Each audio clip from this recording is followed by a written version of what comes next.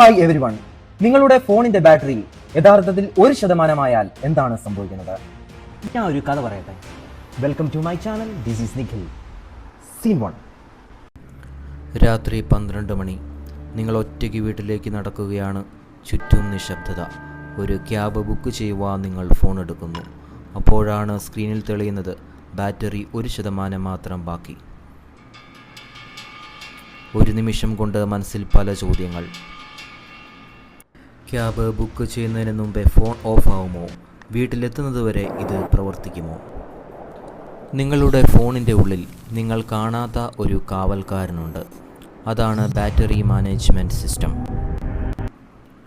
ഓരോ നിമിഷവും അത് ബാറ്ററിയുടെ വോൾട്ടേജ്, താപനില, ബാറ്ററിയുടെ ആരോഗ്യനില എന്നിവ നിരീക്ഷിച്ചു കൊണ്ടിരിക്കുന്നു.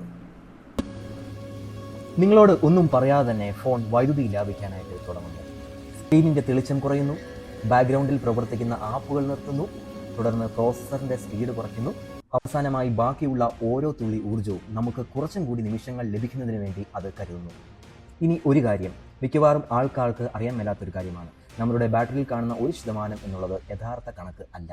ലിഥിയം അയൺ ബാറ്ററി പൂർണ്ണമായും ഡെഡ് ആകുന്നത് ഒഴിവാക്കാനായിട്ട് ഫോണിൽ തന്നെ ഒരു സുരക്ഷാ കവചമുണ്ട്.